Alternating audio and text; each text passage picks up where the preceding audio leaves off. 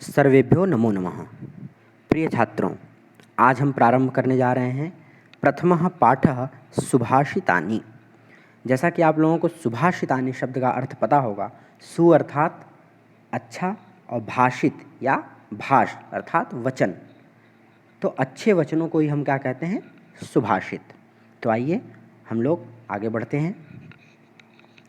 पहला श्लोक है और सभी श्लोकों को, जो भी इस पाठ में श्लोक आएंगे, मैं उन सभी को सस्वर यानी स्वर सहित ही बोलूँगा और आप लोग भी प्रयत्न कीजिएगा कि स्वर सहित उसको गाने का प्रयत्न कीजिएगा। गुणा गुणज्ञे सुगुणा भवन्ति ते निर्गुणं प्राप्य भवन्ति दोषाः सुस्वादुतोयाः प्रभवन्ति नद्यः समुद्रमासाद्य भवन्त्यपेयाः। गुणा यानी अच्छे गुण, गुणज्ञेषु गुणियों में, गुणा अच्छे गुण, भवन्ति होते हैं, ते वे निर्गुणम प्राप्य बुरे लोगों को प्राप्त करके, भवन्ति दोषाः दोष हो जाते हैं। कहने का तात्पर्य यह है कि कोई अच्छा गुण जो है, अगर वो किसी अच्छे व्यक्ति में होता है तो वो गुण कहलाता है, लेकिन अगर वही गुण किसी बुरे व्यक्ति में चला जाए, किसी बुरे व्यक्ति के पास हो, तो वो दोष कहलाता है। जिस प्रकार से सुस्वादुतोयाः प्रभवन्ति नद्यः, जब नदी पर्वत से निकलती है तो वो कैसी रहती है, सुस्वादु अच्छे स्वाद वाली होती है, परंतु समुद्रमासाद्य समुद्र को प्राप्त करके यानी समुद्र में मिल करके, भवन्त्यपेयाः अपेयाः यानी कि पीने योग्य नहीं रहती। तो जिस प्रकार से नदियाँ जब प्रारंभ में चलती हैं तो वो मीठे जल वाली होती हैं, अच्छे स्वाद वाली होती हैं, लेकिन वो समुद्र में मिल करके खारा हो जाती हैं, पीने योग्य नहीं रहती हैं। उसी प्रकार से गुण जो हैं अच्छे व्यक्तियों में हो तो गुण कहलाते हैं, लेकिन वही अगर बुरे व्यक्तियों में हो तो दोष कहलाते हैं। प्रिय विद्यार्थियों, आप इस समस्त जितने भी श्लोक आएंगे उन सबका मैंने शब्दार्थ, सरलार्थ और भाव, श्लोक का भाव क्या है वो भी आप पढ़ लीजिएगा। जैसे कि इस श्लोक में क्या कहा गया है कि वास्तव में संगति के कारण ही, अगर हमारा संग अगर अच्छे लोगों के साथ में है तो हम भी अच्छे हैं, अगर हम बुरे लोगों के साथ में रहते हैं तो हम भी बुरे हो जाते हैं। तो संगति गुण से विकसित होती है। ठीक है, तो आप लोग अगर जो भी शब्द आपको कठिन लगता हो तो आप शब्दार्थ में उसको देख सकते हैं। द्वितीय श्लोक है, साहित्य संगीत कला विहीनः साक्षात् पशुः पुच्छ विषाणहीनः तृणन्न खादन्नपि जीवमानः तद्भागधेयं परमं पशूनाम्। तो पहला है साहित्य। साहित्य यानी अच्छी पुस्तकें, ग्रंथ, संगीत यानी कि गीत, गायन विद्या, कला कोई भी कौशल, अच्छे गुण जिसको हम कहते हैं, विहीनः यानी कि जो इन सब से विहीन है। किससे किससे? साहित्य से, संगीत से और कला से। जो विहीन है यानी जिसके पास ये तीनों चीज़ें नहीं हैं या तीनों में से कुछ भी नहीं है। साक्षात पशु पुच्छ विषाणहीन, वो क्या है? साक्षात पशु है। और कैसा पशु? पुच्छ विषाणहीन, पूंछ और सींग से रहित, पूंछ और सींग से रहित। पुच्छ यानी पूंछ और विषाण कहते हैं सींग को। तो जिनके पास साहित्य, संगीत और कला यानी कौशल, इनमें से कुछ भी नहीं है, वो साक्षात पशु हैं। और पशु भी कैसे हैं कि पूंछ और सींग से रहित हैं, यानी उनके पास पूंछ और सींग नहीं है, बिना पूंछ और सींग वाले पशु हैं। तृणन न खादन नपि जीवमानः। तृणम, तृण कहते हैं घास को या तिनकों को। तो तृणम न खादन, वो घास नहीं खाते हैं। अपि जीवमानः, फिर भी वो जी रहे हैं। तद्भाग ध्येयम परमम पशूनाम। तो यह बहुत बड़ा सौभाग्य है उन परम पशुओं का, यानी जो वास्तव में पशु हैं, वो जो सच के पशु हैं, उनका बहुत बड़ा सौभाग्य है कि ये जो बिना पूंछ और सींग वाला पशु है, यानी कि मनुष्य, वो घास नहीं खाता है फिर भी जीता है। नहीं तो जिस दिन मनुष्य घास खाने लग जाए तो घास खाने वाले पशुओं के लिए घास कम पड़ जाएगा। तो ये उनका बहुत बड़ा सौभाग्य है कि जो बिना सींग और पूंछ का पशु है, मनुष्य रूपी जो पशु है, वो घास नहीं खाता है। आइए हम लोग तृतीय श्लोक की ओर बढ़ते हैं।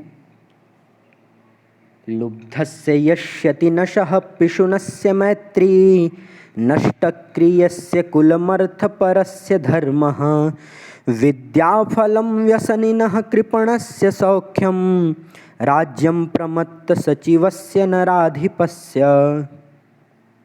लुब्धस्य यानी कि लालची व्यक्ति का, नश्यति यशः, यश जो है, कीर्ति जो है, वो नष्ट हो जाता है। पिशुनस्य मैत्री, पिशुन कहते हैं चुगलखोर को, चुगली करने वाले व्यक्ति की मित्रता समाप्त हो जाती है, नष्ट हो जाती है। यानी जो व्यक्ति चुगलखोर होता है उससे कोई दोस्ती करना नहीं चाहता है। नष्ट अक्रियस्य कुलम, जो अक्रिय लोग होते हैं, यानी अकर्मण्य, आलसी जिसको हम कहते हैं, जो काम नहीं करना चाहते हैं, ऐसे व्यक्ति का कुल नष्ट हो जाता है। क्योंकि जब काम करेगा नहीं तो उसका वंश, उसके वंश के बारे में कौन जानेगा, या उसकी कीर्ति कैसे बढ़ेगी।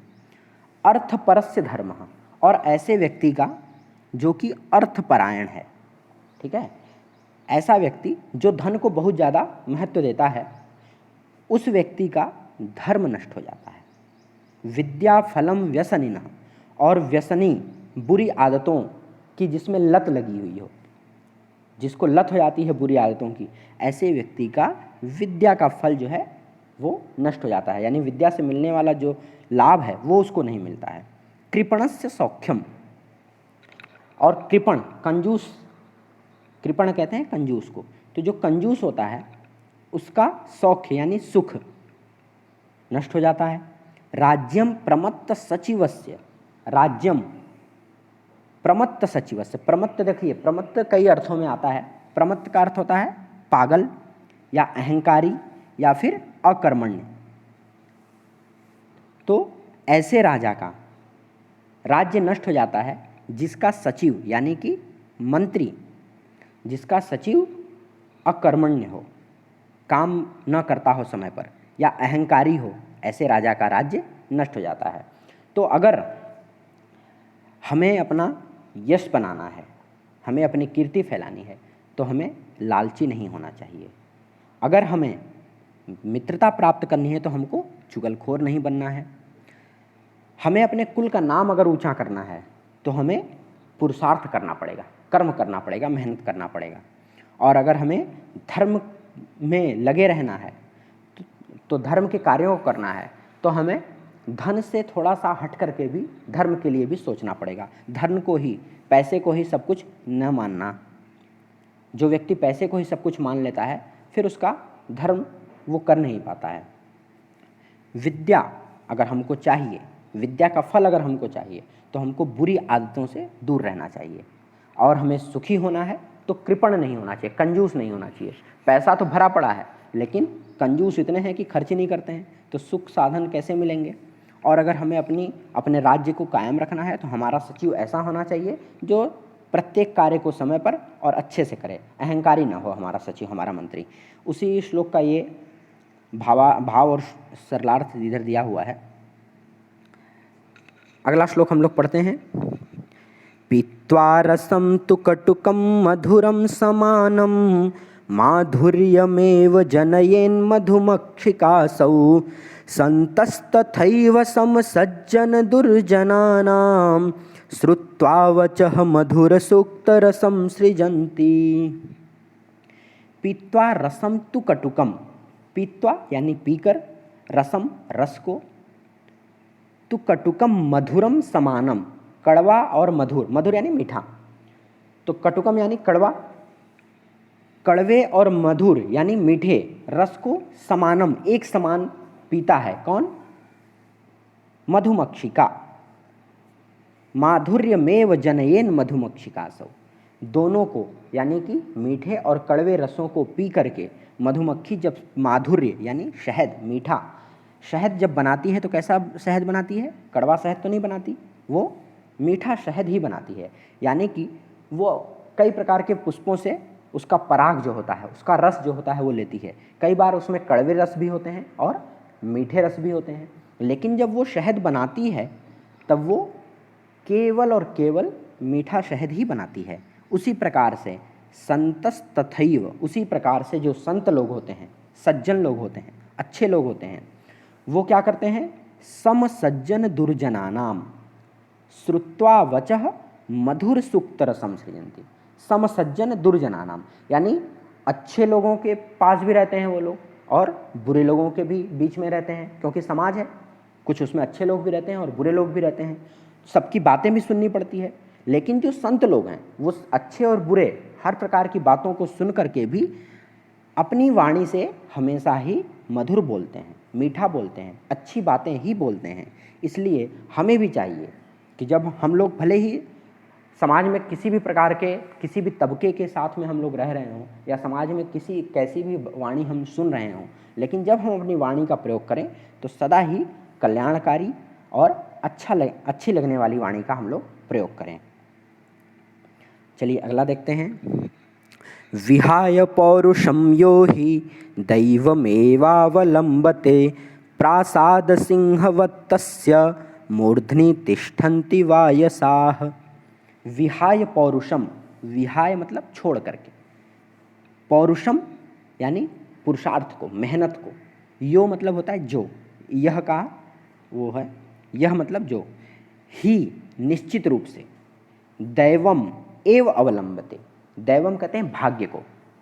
तो जो व्यक्ति पुरुषार्थ को छोड़कर हमेशा दैवम मतलब भाग्य के सहारे ही, अवलंबते यानी सहारे, तो जो व्यक्ति पुरुषार्थ को, मेहनत को छोड़ करके भाग्य के सहारे बैठे रहते हैं, तो प्रासाद सिंहवत तस्य, प्रासाद सिंहवत जैसे कोई महल बना रहता है और महल के आगे किसी ने एक शेर बनवा दिया है, तो उस शेर का क्या होता है? वो कुछ करता है क्या? नहीं कर पाता है, वो केवल दिखावे का शेर है। उसके सर पर क्या होता है? मूर्धनी, सर पे तिष्ठन्ति वायसाः, कौवे भी आकर के उस शेर के ऊपर बैठ जाते हैं। तो जो व्यक्ति मेहनत को छोड़ करके केवल दिखावे का काम करता है, तो जिस प्रकार से उस महल वाले शेर के सर के ऊपर कौवे बैठते हैं, उसी प्रकार से केवल जो लोग मेहनत को छोड़कर भाग्य के सहारे बैठे रहते हैं, वो जीवन भर शेर बनने का दिखावा तो करते हैं, परंतु वो वास्तव में शेर नहीं बन पाते हैं। अगला श्लोक। पुष्प पत्र फलच्छाया मूलवल्कल दारुभिः धन्या महीरुहाः येषां विमुखा यान्ति नार्थिनः। पुष्प यानी फूल, पत्र पत्ते, फल यानी फल, वृक्षों के फल, छाया छांव, मूल जड़, जो वृक्षों के जड़ होते हैं उनको कहते हैं मूल, वल्कल, वल्कल कहते हैं वृक्षों की छाल को, जो वृक्षों के छिलके होते हैं उन्हें कहते हैं वल्कल, और दारुभी यानी कि लकड़ियाँ। फूल, पत्ते, फल, छाया, जड़, छिलके यानी छाल, दारुभी लकड़ियों के द्वारा, धन्या महीरुहा, महीरुहा कहते हैं वृक्ष को। तो वृक्ष जो है वो धन्य है। क्यों धन्य है? कि ये शाम जिनसे विमुखा यान्ति नार्थिनः, अर्थिनः कहते हैं मांगने वालों को। तो जो व्यक्ति वृक्षों से इनमें से कुछ भी मांगता है, फूल मांग ले, फल मांग ले, पत्ते मांग ले, जड़ मांग ले, या फिर लकड़ियाँ मांग ले, छिलके मांग ले, तो वो कभी निराश नहीं जाता। विमुखा यानी निराश, वो कभी निराश नहीं होता है, यानी वृक्ष उनको वो चीज़ें देते ही हैं। इसलिए जो है वृक्ष क्या है? धन्य है, क्योंकि उनके पास से कभी कोई व्यक्ति निराश नहीं, मांगने वाला कभी कोई निराश नहीं जाता है। तो जिस प्रकार से वृक्ष सदैव परोपकार में लगे रहते हैं, दूसरों का परोपकार करते हैं, मतलब अपना सर्वस्व निछावर कर देते हैं दूसरों के ऊपर। इसी प्रकार से हम लोगों को भी चाहिए कि हम लोग सदैव दूसरों के परोपकार में लगे रहें, और कम से कम इतना तो अवश्य करें कि अगर हमारी वजह से किसी का भला नहीं हो पा रहा है तो हमारी वजह से किसी का बुरा भी ना होने पाए। अगला श्लोक, चिंतनीया हि विपदाम आदावेव प्रतिक्रिया न कूपखननम युक्तम प्रदीप्ते वह्निना गृहे। चिंतनीया हि विपदाम आदावेव प्रतिक्रिया, आदावेव मतलब प्रारंभ में ही, प्रतिक्रिया मतलब उसका समाधान। विपदा को सोच करके, विपदा के कोई किसी परेशानी के बारे में सोच करके पहले से ही हमको थोड़ा सा सजग रहना चाहिए, तैयार रहना चाहिए, क्योंकि न कूप खननम युक्तम प्रदीप्ते वह्निना गृहे। जब घर में, प्रदीप्ते मतलब चल रहा हो, वह्निना आग लगा हो, गृहे घर में, तो यानी कि जब घर में आग लग जाए उस समय में कूप खननम, कुआं खोदना, ये उचित नहीं है, यानी ये ठीक नहीं है। क्योंकि जब घर में आग लग गया हो और आप कुआं खोदेंगे फिर पानी लेंगे और फिर जो है आग को बुझाएंगे, तब तक तो सब कुछ समाप्त हो जाएगा। इसीलिए विपत्तियों को, जब भी हम कोई काम करें तो उससे होने वाली परेशानियों को सोच करके, विचार करके उसका समाधान का पहले से ही हमको व्यवस्था कर लेनी चाहिए, इंतजाम कर लेना चाहिए। नहीं तो जिस प्रकार से आग लग जाने पर कुआं खोदना बेकार होता है, उसी प्रकार से जब परेशानी आ जा गई, हमारे पास कोई साधन, कोई उसकी व्यवस्था नहीं है, फिर तो हमारा नुकसान ही नुकसान है, हमको नष्ट ही होना है। इसलिए पहले से ही हमको सजग रहना चाहिए। तो हम लोगों ने इन श्लोकों को पढ़ा और अब जो है अभ्यास, अभ्यास में आपको आपके पुस्तकों के समस्त प्रश्न उत्तरों का हल मिलेगा। तो आइए हम लोग देखते हैं। सबसे पहले यहाँ पर प्रश्न 2, श्लोकांशेषु रिक्त स्थानानि पूरयत। तो प्रश्न 2 से हमने प्रारंभ किया है, क्योंकि प्रश्न 1 जो है वो है कि श्लोकों को सस्वर गाइए। तो आप सभी से मैं अनुरोध करता हूँ कि आप लोग सुन करके अच्छे से, शुद्ध रूप से और उसको स्वर से श्लोकों को गाने का अभ्यास करेंगे। तो हम लोग दूसरा प्रश्न जो है यहाँ देखते हैं, श्लोकांशेषु रिक्त स्थानानि पूरयत। श्लोक, यहाँ रिक्त स्थान आपके पुस्तक में दिया हुआ है, तो उसको आपको पूरा करना है श्लोकों के अंशों से, श्लोकों से। जैसे समुद्र मासाद्य भवन्त्य पेयाः, तो यहाँ देखिए जो उसमें फिल करना है उसको मैंने अंडरलाइन भी कर दिया है, आप देख लीजिएगा। श्रुत्वा वचः मधुर सूक्त रसम सृजन्ति तद्भागधेयम परमम पशूनाम। वो पशुओं का जो परम पशु हैं, यानी सचमुच में पशु हैं, उनका बहुत बड़ा सौभाग्य कि हम लोग, मनुष्य लोग घास नहीं खाते हैं।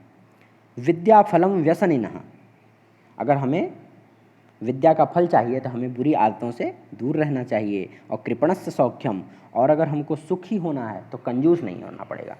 कंजूस रहोगे तो फिर कभी सुखी नहीं रहोगे, इसलिए कंजूस मत बनना ज़िंदगी में कभी। जितना है कम से कम उसका तो प्रयोग करना ही करना, और नहीं है जो, उसके लिए हमें पुरुषार्थ, मेहनत करने की आवश्यकता है। पौरुषम विहाय यह दैवमेव अवलंबते, तो पौरुषम, मेहनत को, विहाय, छोड़ करके जो भाग्य के सहारे बैठे रहते हैं वो फिर उनका कुछ नहीं होता संसार में, वो केवल परेशान नहीं रहते हैं। चिंतनीया ही विपदाम आदावेव प्रतिक्रिया, तो इसको आप देख करके अपनी पुस्तक में भर लीजिएगा। तीसरा प्रश्न है, प्रश्नानाम उत्तराणि एक पदेन लिखत। प्रश्न उत्तर यहाँ पर दिए हुए हैं, आप उसको देख करके लिख सकते हैं। व्यसनिनः किम नश्यति, तो व्यसनिनः किम नश्यति, विद्याफलम नश्यति। जो व्यसनी हो जाता है, बुरी आदतों में फंस जाता है, उसको विद्या का फल नहीं मिलता है। कस्य यशः नश्यति, लुब्धस्य, लालची को, जो लोभी होता है उसका यश नष्ट हो जाता है। मधुमक्षिका किम जनयति, मक्खी क्या पैदा करती है, माधुर्यम, शहद। मधुर सूक्त रसम के सृजंती, मधुर सूक्त यानी अच्छे मीठे वचन कौन बोलता है, तो संतः, संत लोग बोलते हैं। अर्थिनः केभ्यः विमुखा न यान्ति, अर्थिनः मांगने वाले, केभ्यः किससे निराश नहीं होते हैं, तो महीरुहेभ्यः वृक्षों से कभी निराश नहीं होते हैं। प्रश्न 4, अधोलिखित तद्भव शब्दानां कृते पाठात् चित्वा संस्कृत पदानि लिखत। पाठों से चुन करके हमको